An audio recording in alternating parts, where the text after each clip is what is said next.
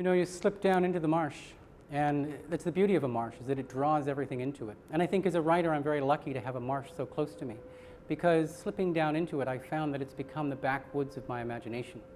And I'm able to write about a place so close to me and reimagine it. So it becomes, for me, a mythology, or mythography, as I call it.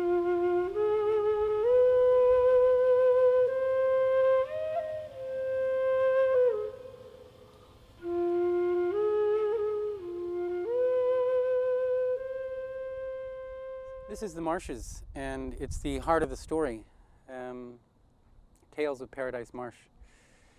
Now, I think you have to know something about the marshes.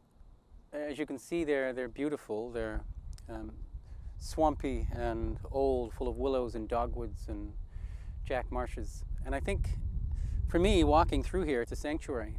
And for many years, that's what I would do, just walk through here and enjoy it immensely. But as you walk through, or as I walked through, I began to notice different aspects of it. And I was writing a lot about it.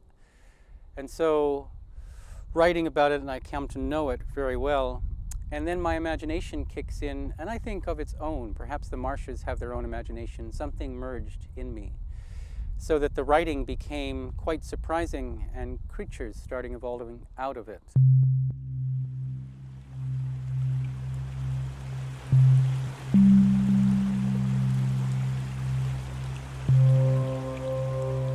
The wood you see here is basically, it's taken a long time to come, but it's been in story for a long time. So as a writer, I have written about the characters that the wood represents for years, because it's the tales, the stories from the marshes.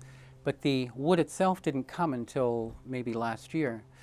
And I had loved trees, and in the story, trees play a big part, and there are carvers in the stories. Wood carvers or guilds, craftsmen.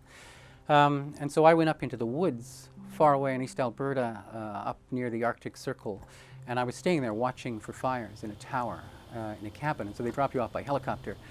I go there specifically to write, to continue the story of the marshes, but when I get there, I find this wood that is really quite beautiful. It's been fired, it's been lost in a forest fire.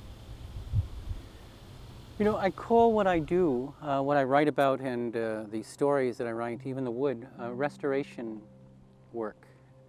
And I get that from the story itself. The restoration for me is a way of connecting, and so I teach people when they're writing, you know, what you want to do is get deeply into your own experience. When you are writing, what you're looking for is to fall into a creative reverie, a state of consciousness which leaves you dreamlike, out of time, out of space, but very deeply inside your own experience. And if you can write from deep inside that experience, from where you are, who you are, where you've come from, and sense the world around you clearly, you will begin to write very well. And you want to be able to see, hear, and feel what you're doing, just deeply.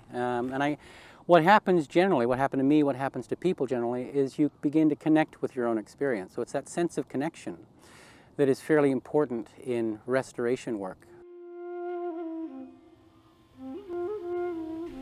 There's a writer, Theodore Roszak, who writes, "We need stories today that tell how deep the roots of the self are and what strange sources of energy we embrace."